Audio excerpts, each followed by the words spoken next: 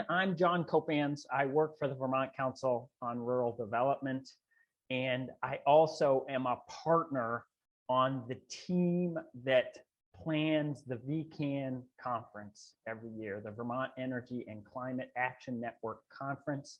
I see Becca Custer, who is really kind of the lead staffer at the Vermont Natural Resources Council. VNRC really hosts VECAN, but then a group of us as partners come together to plan the conference and workshops. And this is the third of 4 workshops this week as part of the follow-on from the Saturday conference.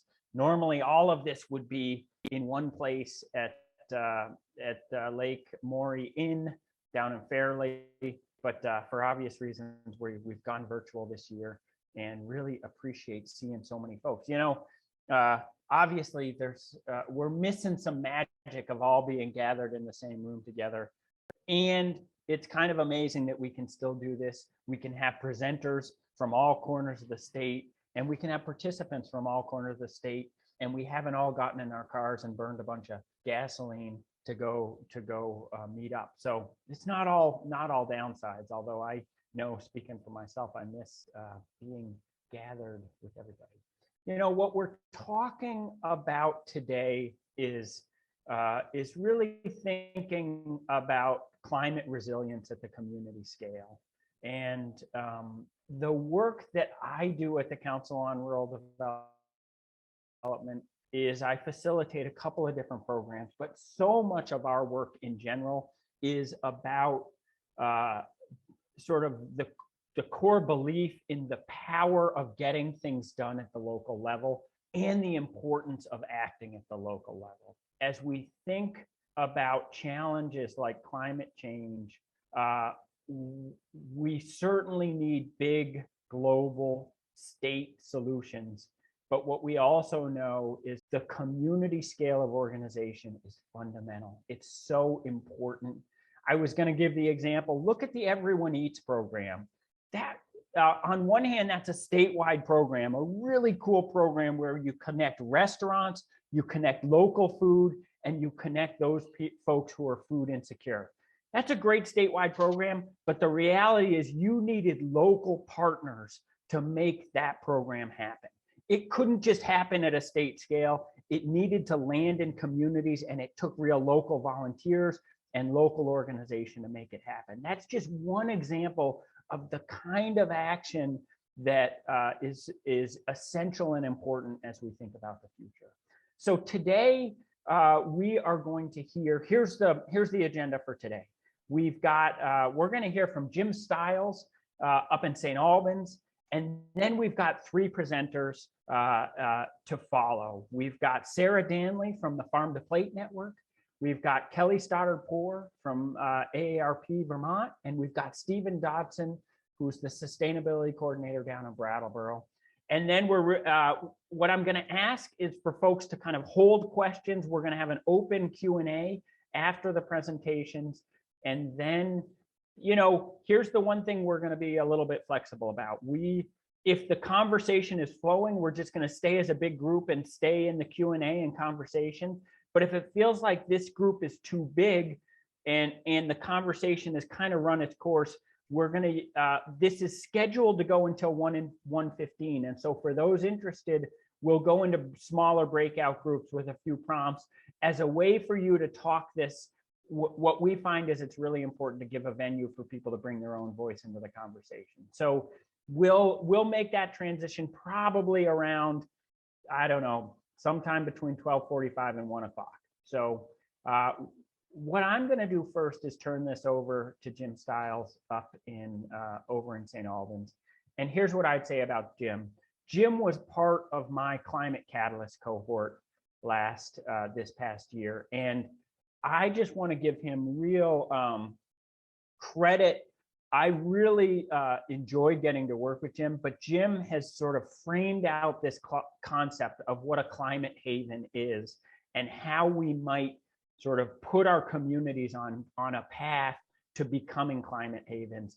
And just speaking personally, the way that Jim frames that up has really informed my own thinking as we think about how we can work at a community scale and what path we need to get on as we think about preparing our communities. So with that, I'm going to turn it over to Jim just to frame things up, and then I'll take the mic back after that. So Jim, it's all you. Thanks.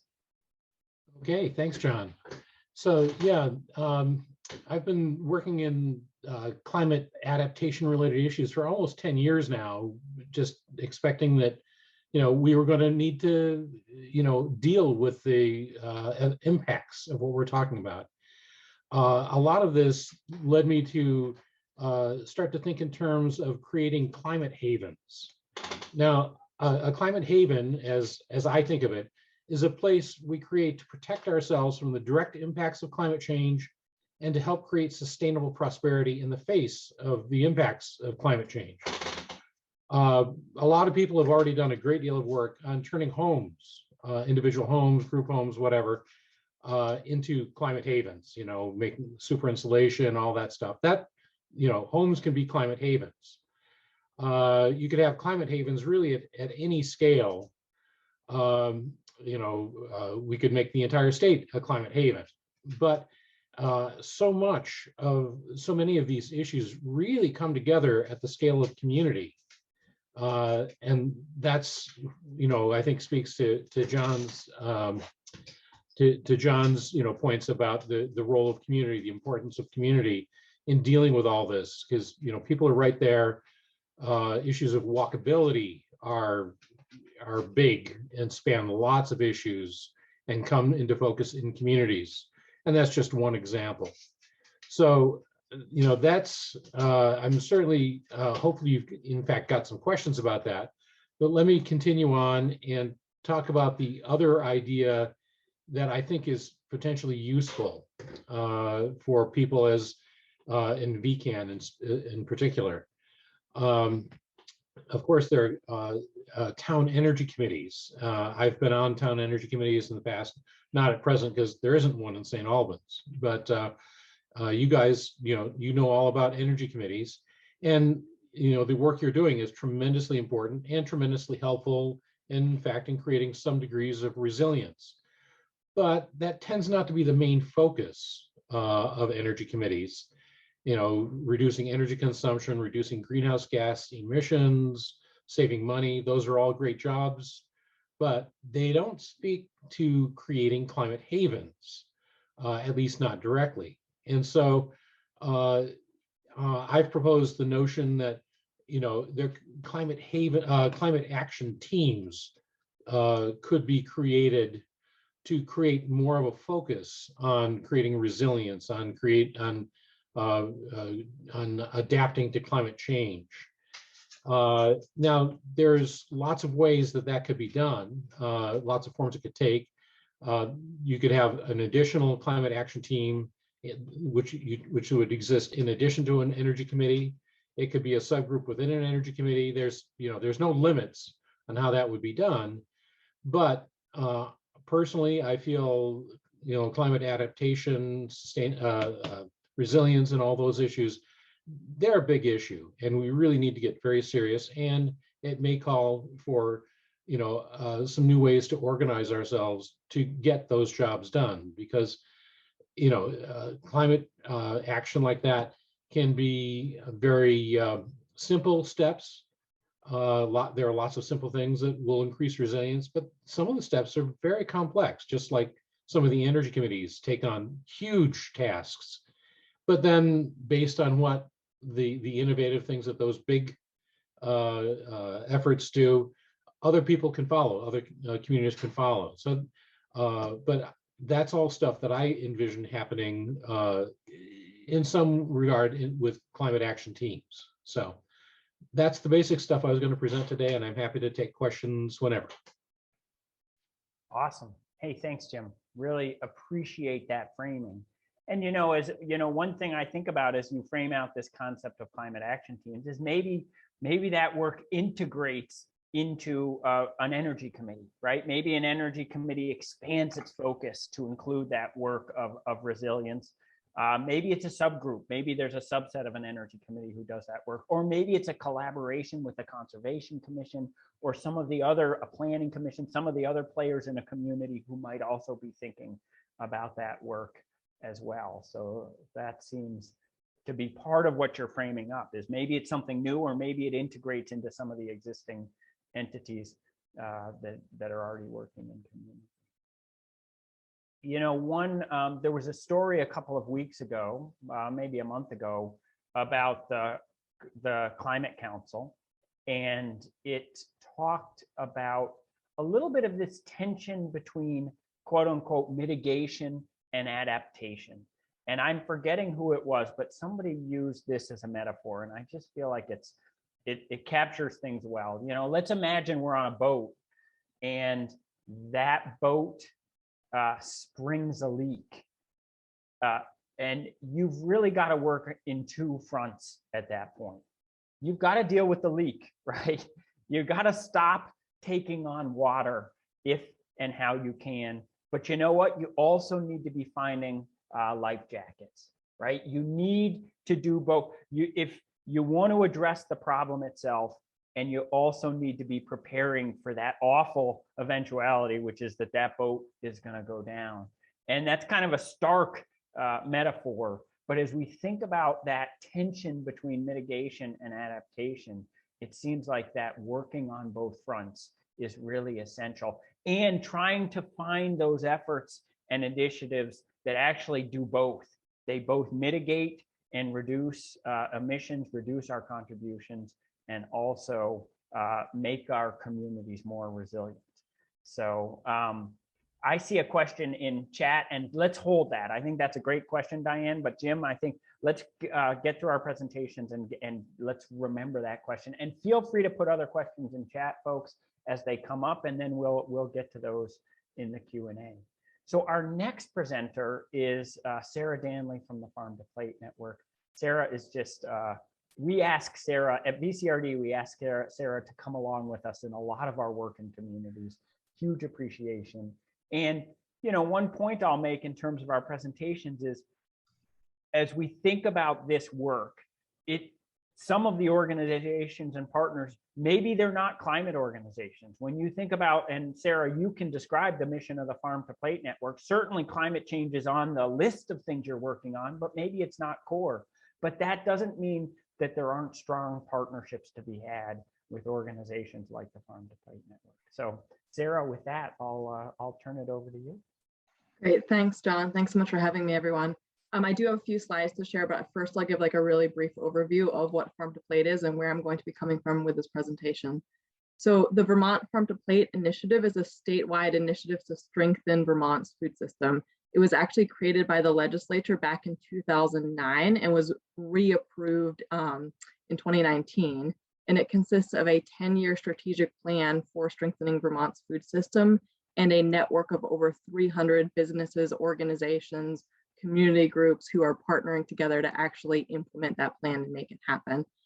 One thing I'll note that's really interesting to me, given John, your introduction comment, is that in 2009, when the Farm to Plate legislation was created, there was no explicit tie to climate change.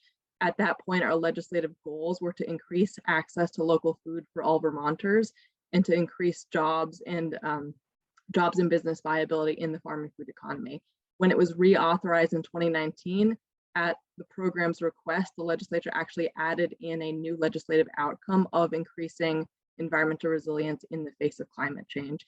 So we're definitely moving that way and really happy to be tied into climate work. So I'm gonna, I was asked to sort of talk about this idea of how can we produce more local food to feed more local people, which is a really important part of equity in our food system now and resilience in the face of climate change. The food system is very complex and there's a lot of different community projects that could be done. So I will be showing a few examples, but first I wanted to provide you with a couple of frameworks, just help think about the range of possibility that your community could take on. So with that, I will share my screen. Is that showing for everyone? So there are a lot of different diagrams of what the food system consists of, and there's, you know, they're all great, they're all helpful. there's different strengths and weaknesses to each one. I'm choosing to show with you this diagram of the food system because we're focused on this nexus of local food production to get that food to local eaters. The core of this diagram of Vermont's food system is a value chain. So all of the different pieces that have to go in to actually get that food produced locally and then get it to people who are eating it locally. In some cases, not every single food product or piece of food will have to go through all of the steps of the chain, but it's still a really helpful tool for understanding all of the different pieces that come into play. You know, for example, if a farm is selling direct to consumer, it might skip the wholesale distribution part of the value chain, but there's still, you can still be thinking about retail distribution, like what is that point of distribution where the consumer is actually able to buy that food from the farm. Another example is, you know, not all foods need to go through the processing phase, but some will always have to go through the processing phase. And I think the prime example of that is meat processing, meat slaughter and processing. Even if the farms are selling direct to consumer, there's still a need for that slaughter and processing phase. So as we think about growing more food and feeding our own communities with it, it's really helpful to think about all these different pieces and making sure all of them are strong and possible now and in the face of climate change. Without really belaboring this diagram, I did just want to highlight that there are a lot of different pieces to all of these. It's a very complex system, and this diagram really oversimplifies it. So farm inputs could include everything from land and who's able to access it, education and workforce, financing for the farm operations or for equipment. Production could include local production by farms, but also self-production. I won't go through all of these, but really just to give you a sense, like there's a lot of different pieces within this framework, and different pieces will be relevant at different times or what your community is more or less interested in working on. The other framework I really wanted to just put up front and center as we think about how can we support local production and local eaters is this question of economics. So in 2018, the Vermont livable wage was $27,754 for the year. By contrast, a yearly income working full-time at the Vermont minimum wage is only $21,840. And you can see in the graph below that on the left-hand side, the lowest income quintiles are already spending over 30% of their income on food, and the highest income quintiles are spending under 10% on food. So it's a really important context to think about how can we have Vermont communities purchase more from local farmers and be able to access the food that's being produced in their community. On the flip side, on the right-hand side of the screen, at the same time, the average net income for Vermont farms was only $26,215, also below the Vermont livable wage, and only 42% of Vermont farms had any net gain at all. And the graphic below that is showing the marketing share. So essentially for every dollar that a consumer spends on food in our current mainstream food system, 87.8 cents of that go to something else along the supply chain, and only 12.2% gets to the farm. So it's our challenge here really, if we're talking about increasing local production for local eaters, is to understand both of these sides of the equation at once and help solve this challenge. So with those two frameworks in mind, I did want to really quickly run through some examples of types of community projects that could be done. You know, the food system is really complicated, and my intent of showing this graph with all of like the little subcategories and things that need to get worked on is not to say that it's overwhelming and that there's too much to do. There's a lot to do, but that's actually an opportunity, because there's so much to do that any community can find something it can work on and can find something that would strengthen the food system while also fitting your existing resources or your existing interests, or also working towards other community goals at the same time and strengthening the local food system. So really my intent is just like present a menu of options to inspire you to find those things that can work to support your local food system in a way that works for you, with understanding the reality of the value supply chain and the economic situation. So for example, around farm inputs and helping farmers actually produce more food, you could do community supported land access. And I won't read every single example out loud that I have here in italics, but the italics are real examples. I've tried to include ones that are available either in farm to plate resources that I'll share at the end, or that you can find easily by Googling. So if something catches your eye, like jot it down. I'm sure we can send the slides out afterwards. So in terms of farm inputs and production, you could do community supported land access projects. You could do education and workforce projects. You could do, moving along the value chain, you could do shared processing and storage products to help those farmers process their food to maybe to access new markets like institutional markets, or to preserve it for storage. There's lots of different ways of doing distribution support. A lot of people have heard of the concept of food hubs. There's smaller models as well. The Healthy Roots van example is one where it's a group of food system partners actually purchased a van to help with distribution because that was the bottleneck that they identified in their geographic area. Moving on to this idea of retailers, direct to consumer can be great. There's also a need for retail support in other ways as well. And there's a huge spectrum of different scales that we could be talking about here. Not necessarily another full co-op, but smaller models as well. And then we get to this sort of economic piece, and are people able to actually access that food? So there's a lot of really wonderful models out there. I will say a lot of them are from the healthcare world or being supported by the healthcare world for helping people actually access that local food. Food recovery, I'll give a special call out to because it does sort of help close the loop, and it's a way to take excess produce from your farms and make sure it's actually feeding people in the community rather than not feeding anyone. And I wouldn't say going to waste, just because this last piece of nutrient management, it's important to recognize that leftover food is a resource still too, and there are ways to help get it back into the food supply chain again. For example, on-farm composting is a new project that we're working on to help farms actually take food scraps from their community, compost it, and then use that to produce more food for their community again. Like closing the loop on all of that. So I apologize for the really quick run by. Again, this really just meant to pique your interest about all the potential models out there. All of the ones I've given in italics, I'm happy to talk about if there are questions. Most of those are available either by a Google search or from one of these three resources. So this top one is called Local Food Resilience in Vermont. It's a website that collects 16 stories of community food access projects that have happened during the pandemic. And we'll send out the links afterwards. Local Planning for Food Access is a guide that talks about community projects, but honing in a little bit more specifically on that food access piece, like who is able to actually access that food that your local producers are producing. And then finally, part of the Farm to Plate strategic plan is actually a set of 54 two-page topic briefs. So if you're really interested in a specific component because you think it might fit your community's other goals, it can be a really great way to learn a little bit more about that specific topic. And that's what I have. Oh man, thank you, Sarah. That was a lot packed into a very quick presentation. That was really great. Just a quick personal reflection before I introduce Kelly, which is I live here in Montpelier and we have a little convenience store called the Uncommon Market. And just in the last couple of weeks, months, in front of Uncommon Market, they installed a fridge outdoors, got a little roof on it. And it's just a way for people to exchange food that needs to be in a refrigerator. And the idea is if you have something extra, you can put it there. And if you need something like some milk or something, you can go to that refrigerator. Not necessarily local food, but just an example of something that is doable at a community or a neighborhood scale.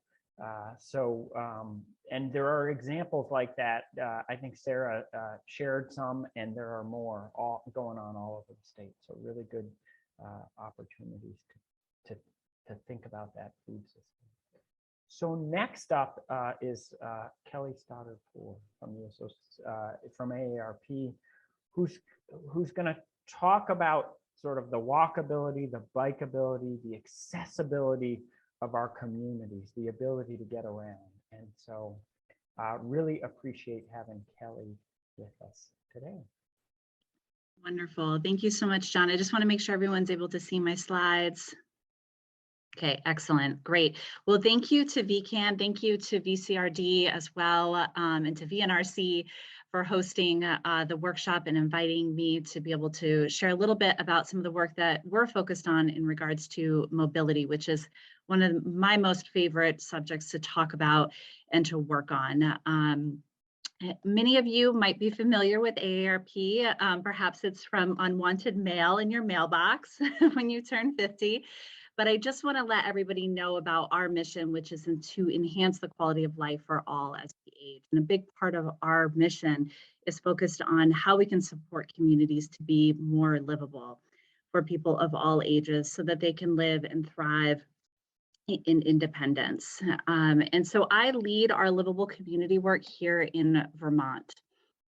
And I first want to provide a little bit of context.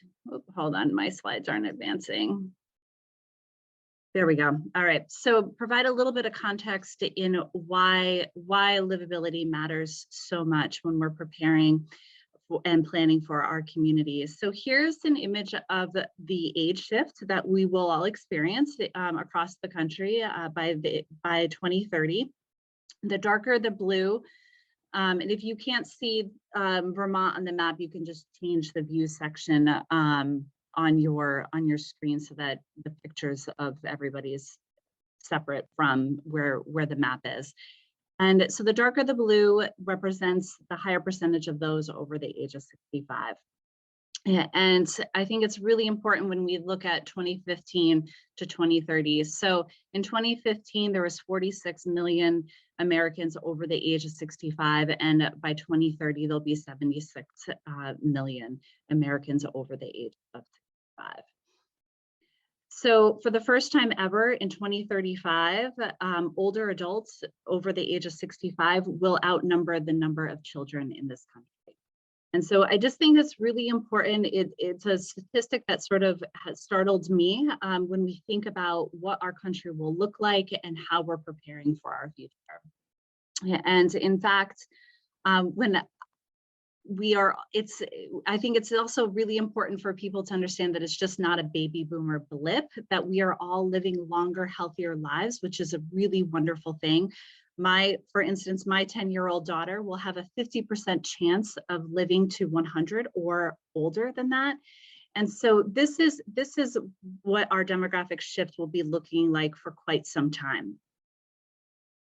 And so I think it's important for our communities across the country, and particularly here in Vermont, as we tend to be one of the oldest states in the country. We sort of jockey back and forth between Maine, between being the oldest state in the country.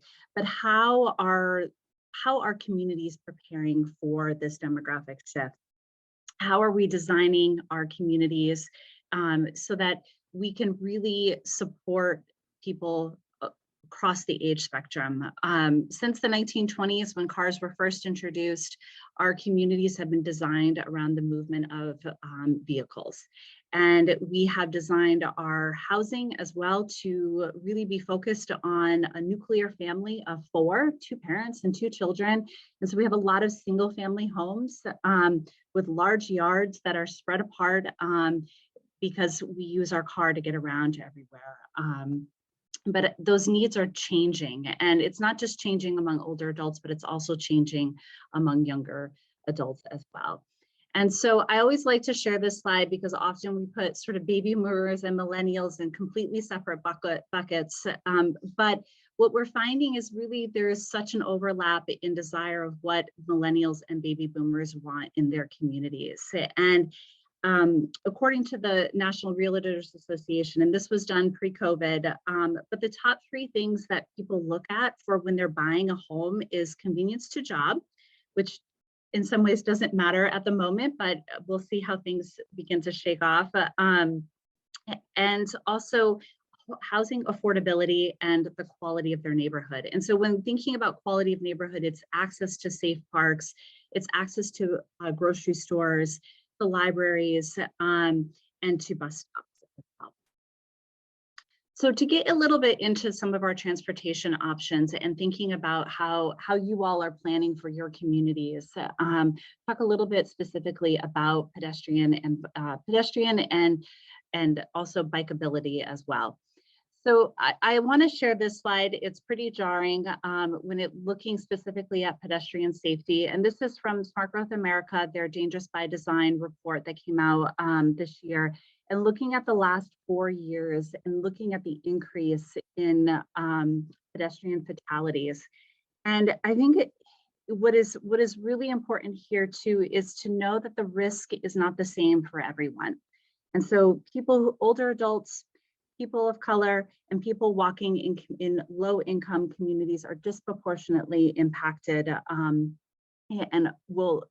are at a higher risk of dying when they're walking. And I think that it is so important to think about when we are planning for our communities and we're thinking about pedestrian safety, is that we keep we focus on both children and older adults and making sure that we really keep safety at the forefront. Because the truth is that we can't have both speed and safety. We can't prioritize both of those things. So we can't prioritize the fast movement of vehicles while at the same time valuing pedestrian safety. So this is where Complete Streets comes in. It was a decade ago that the Vermont legislature passed Complete Streets legislation, which is really the focus on making sure that our roads are made for all users, that we consider all users of the roadway. And there's some key pieces that really need to come into play when we're thinking about complete streets. It's looking at intersections and street crossings, how safe they are, being able to reduce the speed, the width of roads, bringing in some bike strategies and overall public transit as well. So mobility for all, this is so important to me, and particularly from AARP's perspective, is that we think about all users of the road and people with varying abilities. And so the picture on the left there is a great example, wonderful curb cut that we have, and then you get down to the curb cut and there's no place to go. There's no safe crossing from one end to the other. And then if you look on the other side of the street there is no curb cut on that side of the road either. And so for somebody who is using any type of walking device, or a parent who's pushing a stroller, or a young child who is biking and still using the sidewalks, this creates a very unsafe and dangerous crossing for them. So thinking about different ways for people to be able to get around and experimenting. I'm a big fan of demonstration projects and trying things out in our communities to see what is going to work. So here you have different variations of protected bike lanes or multi-use lanes. The picture in the left-hand corner was down in Bethel. This was a number of years ago when Bethel experimented with a Better Block project and really trying different designs through their village center. And they put a temporary multi-use lane there using some temporary paint, some stencils, and some bales of hay as well to create a buffer. So different ways that you can experiment, get community input on what works well, and finding those different ways that people can get around in their community without using a car. So AARP provides a really wonderful resource called the Walk Audit. It is available online. I'm also available to help lead any community walk audits that you're interested in. The picture there on the left is down in Bethel when we've done a number of walk audits there. And there's a couple of key components that we look at and really analyze when we're doing the walk audits to help improve overall mobility for people of all ages and to really help reduce isolation. One of the biggest things for people is that our independence is so closely tied to driving. And when we lose the ability to be able to drive, we often lose our independence. And has tremendous impact on our mental health and our physical health. So finding ways that people can get around beyond just their car and their community is so important to their overall health. So some of the key pieces we look at in the walk audit, we look at the ability to safely cross the street. how long it takes to be able to cross the street, particularly if you have a countdown button happening. Looking at the conditions of the crosswalks themselves, how frequently they're placed along the street. And looking at also driver behavior. Are they yielding to pedestrians? Are they driving slow? Is the place feeling inviting to walk to? And also, once again, the overall accessibility is so important as well. Sidewalks and buffers are also great. So thinking about the conditions of sidewalks, are there a lot of potholes in the sidewalks? Are they crumbling? Is it difficult to push a walker or a stroller along the sidewalk? Can two people pass one another on the sidewalk? And also having some sort of green belt or buffer that provides some buffer from ongoing traffic is very helpful as well. And overall connectivity to our public transit system is key, particularly for people who rely solely on public transit, thinking about the amenities that are provided for people who are using public transit. I think it's so important that we provide dignity to people who are using the bus, thinking about the lighting, the bus shelter itself, if there's bike parking available at bus stop, is there a sidewalk that leads to your bus stop? Is your bus stop even marked? So even small little changes can build up to bigger changes. So, and that does it for me. So I'm going to stop sharing my screen and turn it back over to John. Kelly, thanks so much.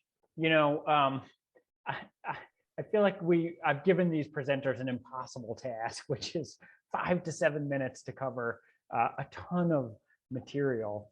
And one thing that I know Kelly is also passionate about, but didn't mention, is just the way we settle our communities such that they are more walkable and such that transit is possible there. Every time we make a decision to develop housing outside of a core downtown or village center, there's some tension around that, which is it's harder to serve that space with transit. It's not necessarily a walkable or bikeable trip to reach all the services that people need. And so that's an additional layer as we think about this work, is just what do our communities look like as they grow? We are growing in some places, and how we grow is so important.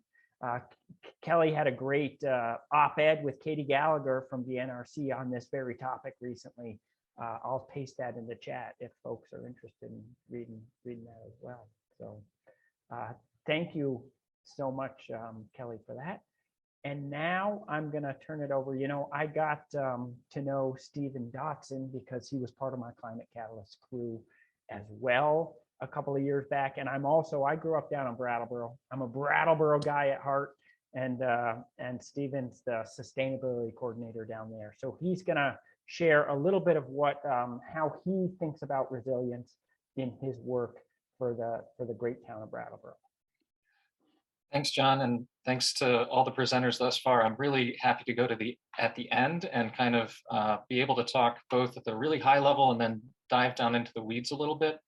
By way of introduction, I'll just share I am 8 years a proud Flatlander, moved to Vermont, and before that worked on a lot of climate action directly, some direct action campaigns against coal. And I lived in Philadelphia when Hurricane Sandy came through and just wrecked the Jersey Shore. And I did a lot of work cleaning up and advocating afterwards for infrastructure investments. And that scared me so much that I needed to move to Vermont, somewhere that I thought would be safe from climate, where people trusted and worked together, and they had great conferences with their energy committees. So here I am, something of a climate migrant. And I'll share too, in my role with Brattleboro, this position is very new, and when it was created, it was drawn broadly. So not just to include climate, but to look at sustainability in a broad focus. And I started the position just a month before COVID struck. And of course, once pandemic showed up, we all agreed this was not sustainable. So a lot of my focus in the last 18 months has been trying to identify the places where there's co-benefits between building on resilience for climate as well as for public health crisis that we're in, the supply chain crisis that we're in, the housing crisis that we're in, it would be really convenient if crises came one at a time and we could address what it means to be resilient to them individually, but we know that's not going to be the case. And increasingly, I'm hearing one word spring up in the midst of all this, and that's get local, re-localize, whether it's your food system, whether it's your connectivity to your community and how much you can access different parts of the neighborhood.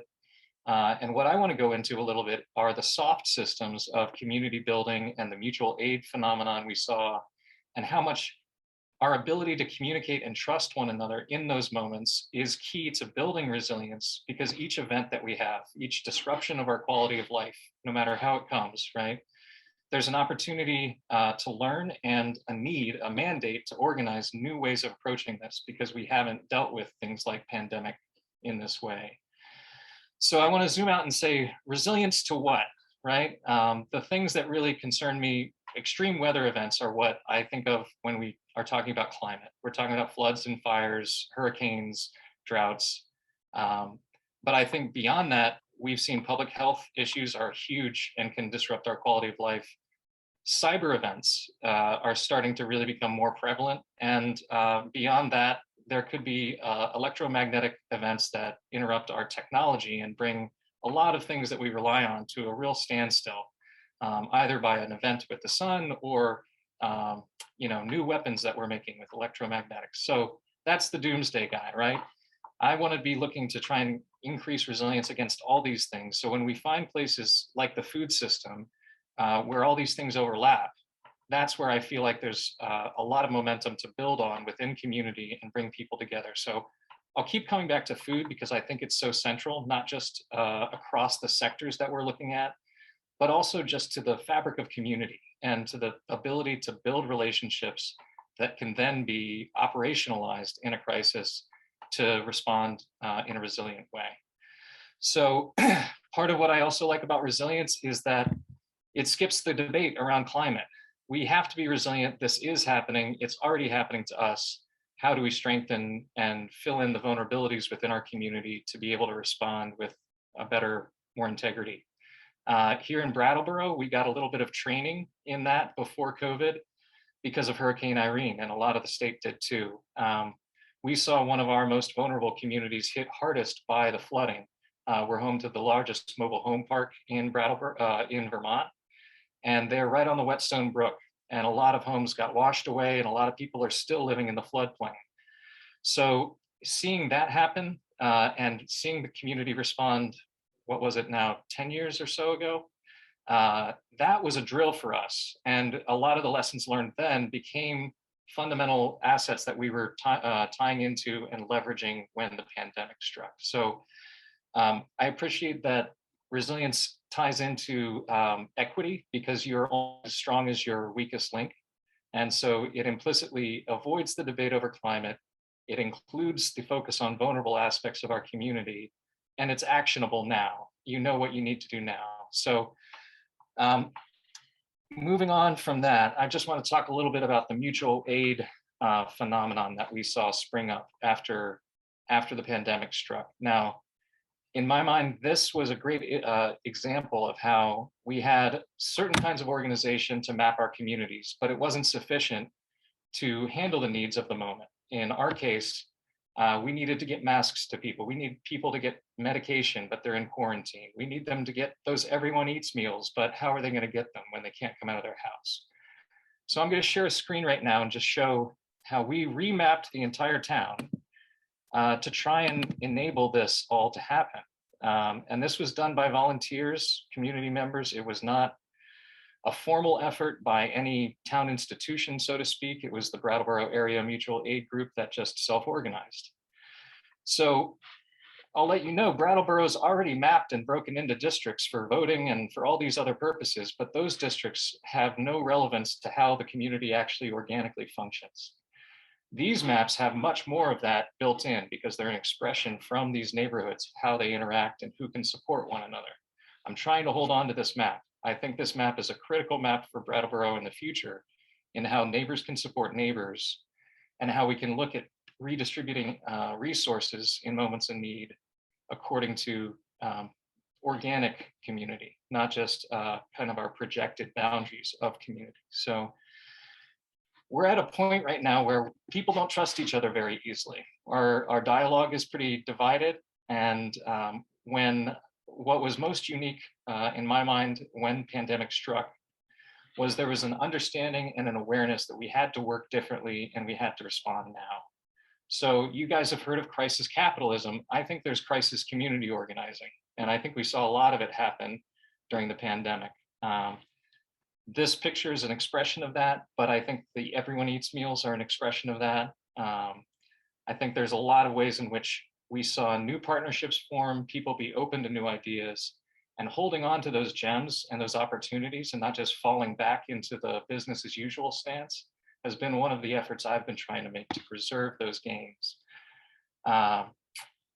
So these kinds of soft systems, how do you increase the connectivity between people as people? I think it's almost too simple to say, but food is the most humanizing and universal experience that we all have. The thing I miss most from the pandemic era are potlucks.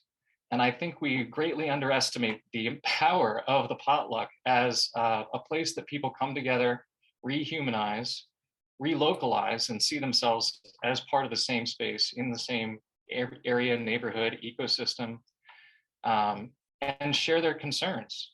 So I look forward to a day when we can get back to more regular potlucks for sure.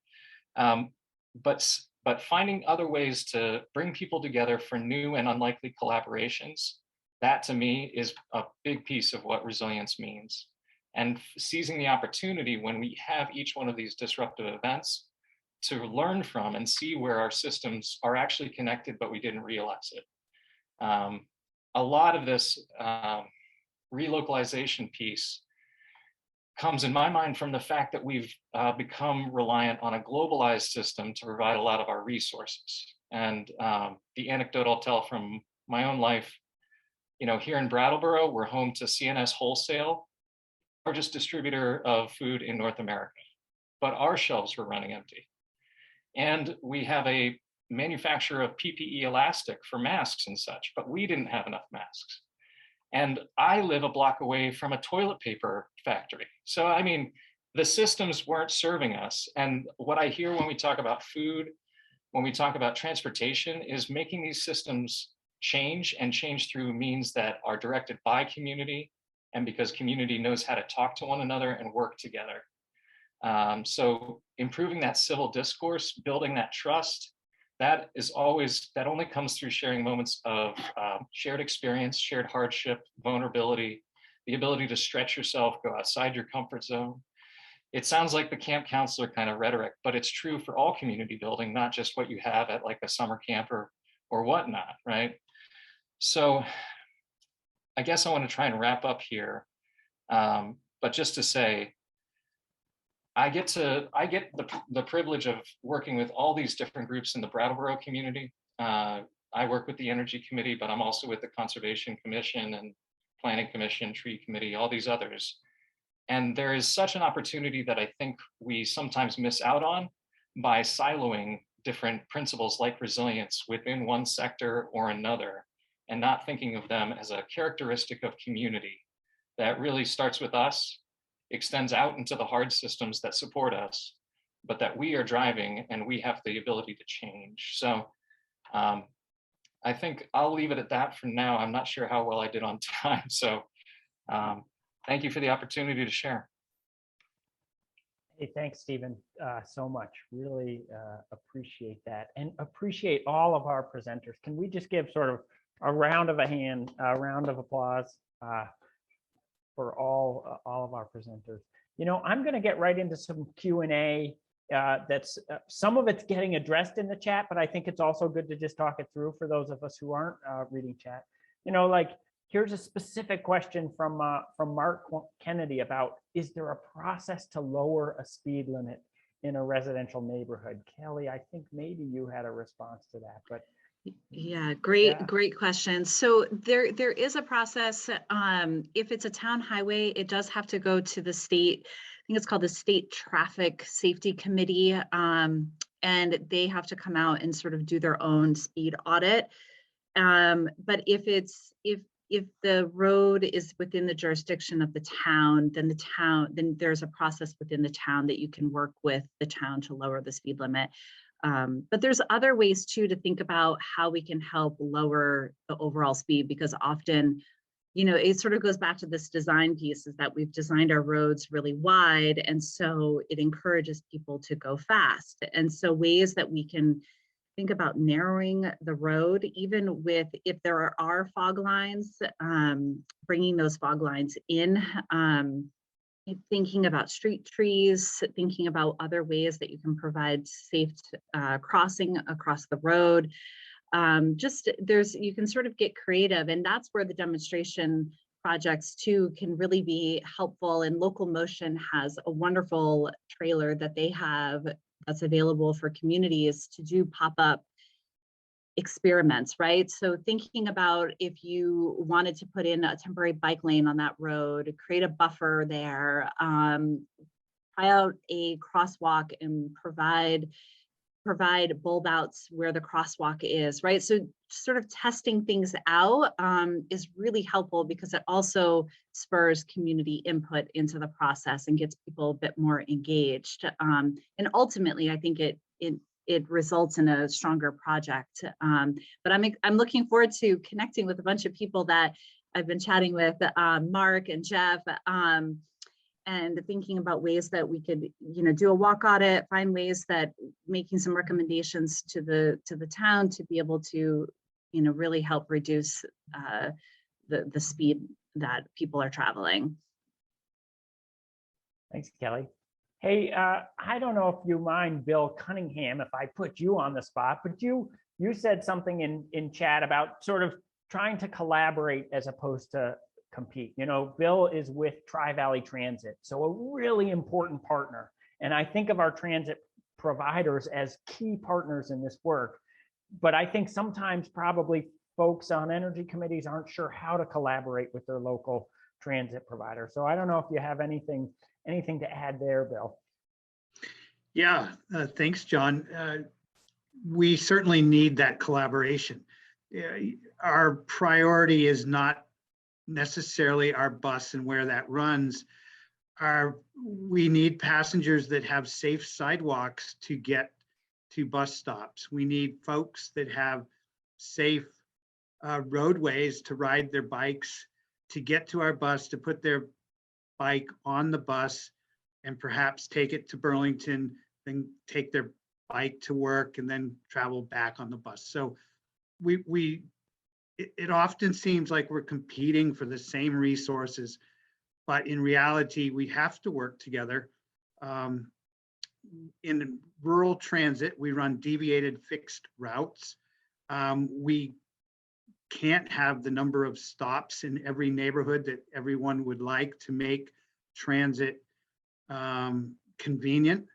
So we have to have collaborative solutions to overall transportation challenges, if that makes sense. And to where we absolutely can do better job reaching out to all of these other bike ped groups. We sit on many of those committees and just want feedback and input, because again, rural transportation is a challenge, but it's part of the solution.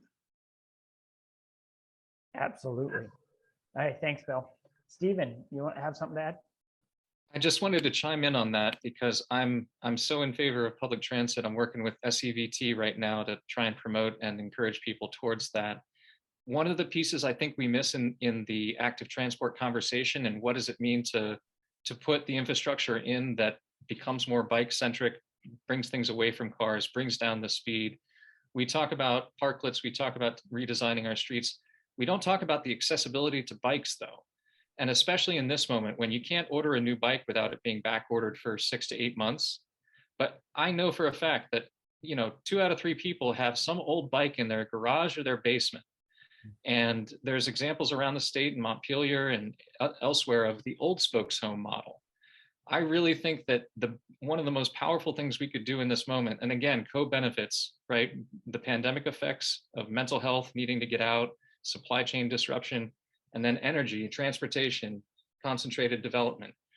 We should be recycling bikes. We should be making used bikes available in our communities for the benefit of our youth who've been inside and trapped and need to get out, but also for the people whose lives have been disrupted by unemployment, incarceration, coming out of recovery. Bikes can change lives. And if we have a lot of bikes on the road, that will create the mandate for those roads to be more centered around biking and not cars. So I've been talking to legislators about this, and I think there should be one-time seed money for any town that wants to start up an old spokes home model, as has been done. And so I want to share that with all the Energy Committee members here. Please tell your reps, it would be great if we had one-time money, $10,000 that a town of us, enough size to carry such a project could use one time to set up this project and let it continue from there. I think that could make a real impact. Hey, thanks, Stephen. Appreciate you weighing in with that. And actually, I see on the screen, not to call her out, but I see Fran Putnam, whose husband Spence has a retrofit e-bike. I just want to give a little mention of e-bikes as an additional accessibility tool. Fran and Spence live over in Weybridge, and Spence like zips into town into Middlebury with that e-bike, and it's a way to get more of those vulnerable users on the road and get people out of cars. So e-bikes is another piece of the solution puzzle as well. I saw a question in chat way back, just to bring Sarah Danley back in, because I think it's a good one to grapple with, is this question of cost. And sometimes that local food and the expense of local food versus that conventional food that you walk into the grocery store and buy. And I just wonder, Sarah, how do we think about that or talk about that in our community? Yeah, that's a really great question. I mean, ultimately, that really is the crux of the issue that we're dealing with in terms of local farms feeding local consumers. I personally don't believe there's a single silver bullet, but I think there are lots of things that can be done to help. There's a lot of models for sort of bridging that economic gap in the short term within the system that we have. Just one example of that is that NOFA Vermont, which is the Northeast Organic Farming Association of Vermont, runs a subsidized CSA share program. So this is a program that provides reduced price CSAs to income eligible consumers, while the farmer still receives the full price that they need on their end of that economic challenge. And there's a lot of ways communities can help with that program too, either through organizing community fundraising events, for supporting farms in your community in participating, for adapting that model if you need to adapt it for your own situation. There's also a lot of more systemic changes to really fix the systems. That's not an issue to begin with. I gotta say, obviously, any efforts to increase wages to be livable wages or to decrease the cost of other basic needs like housing will ultimately also help people in being able to afford to engage in their local food system. So talk about intersectionality, it's all related. There are also ways more specific to the food system. For example, on the farmer side, the reason that they need those higher prices is because they're being squeezed too, and they have such high expenses. One of the biggest expenses on the farmers, one of the biggest costs on the farmer side is access to land. So if we can make land more affordable, farms can be viable businesses at a lower price point and make that food more available to all eaters in their community. So, I don't think any of those examples I gave are the silver bullet or the solution, but there are a lot of ways to think about how we can bridge that gap in the short term and work to get rid of the gap completely in the long term. Excellent. Thank you, Sarah. There was a question right early on that I thought was a good one for Jim Stiles. He kind of answered it in chat, but I think, Jim, I want to bring you back in. As you think about specific things that a climate action team might work on, what is that? And to a large degree, I think we're hitting on it here. There are a lot of initiatives here, but Jim, do you have some others that you feel like you want to highlight that are some initiatives that folks could work on? Oh, absolutely. I mean, making communities walkable just brings in a huge number of benefits. You know, one of the things is that cars are dangerous. And, you know, there's a statistic thrown up there about, you know, how many people are hurt and killed, you know, songbirds that are killed, all that kind of stuff. So, you know, just, but any way you can do to make communities walkable. And one thing I didn't hear mentioned in this discussion is sort of a different way of relating to transportation. To the extent that we can deliver services to a well-nucleated community means that we don't have to hop in the car to go drive somewhere to get it. And so you have one larger vehicle or you know, a number of smaller local vehicles bringing things to a downtown, to a neighborhood store of some sort. And every time you can, you know, increase the number of services provided locally, you decrease the amount of use of cars, and you do that through walkability. Also, AARP, it's great that, you know, they're represented here because to the extent that you can house people with mobility challenges in places where there are rich selection of services means that they don't need to travel to get, you know, access to those services except by foot, which is great because it gets them walking, keeps them healthy. So walkability, there are just a huge number of, you know, aspects of that that dovetail with all kinds of the, you know, the issues we're talking about here. And that includes food. I mean, you know, getting access to food, but, you know, well, I could go on and on about all these issues about how it was when my grandmother lived in town and, you know, how she just walked everywhere. But, you know, we can get back to that kind of communities. And to the extent we do, I mean, huge victories.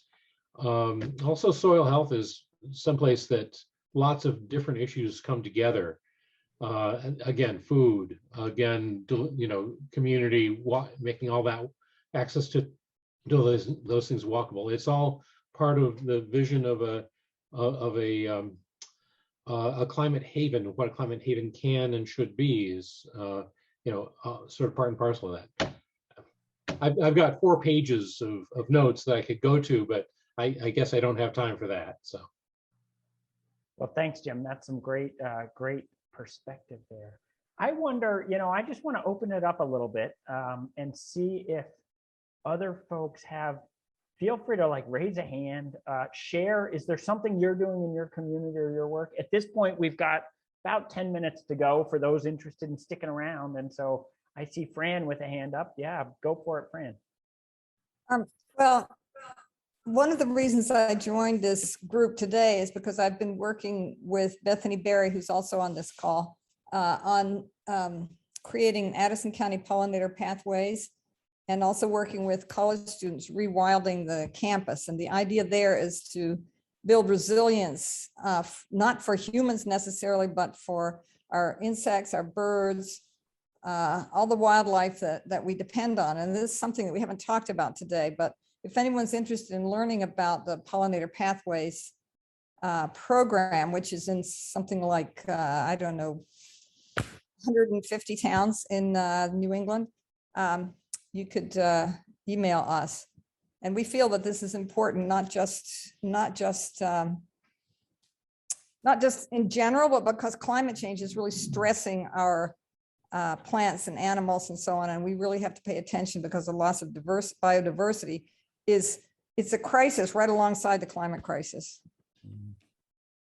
Yeah, that is spot on. Thank you, Fran. I appreciate you highlighting that. And, you know, our ecosystem, like Jim mentioned, soil health, we have this interconnection and this dependence to the ecosystem, to our soil. It's invisible to so many of us because you just walk into a grocery store, you buy your groceries, but so much of our resilience is tied to the health of the ecosystem and the soil around us. And it feels like that's a whole other area of focus and work. Sally Burrell from Bristol. Sally. Hi, thanks for having this. This is great conversation all around. I'm really enjoying it. one of the things I wanted to say is that the small projects that people do are such important starters. So, well, like Fran was talking about the pollinator thing they're starting. I mean, a lot of people are already excited about that. And it was just a few people who put that out there. I know in Bristol, we've done the window dressers project where you build window inserts. And that really has taken off in Vermont. A lot of people are starting to realize how important it is just to get together and do a project. So, and also with like a community garden or something like that. So it doesn't take a huge amount of organizing.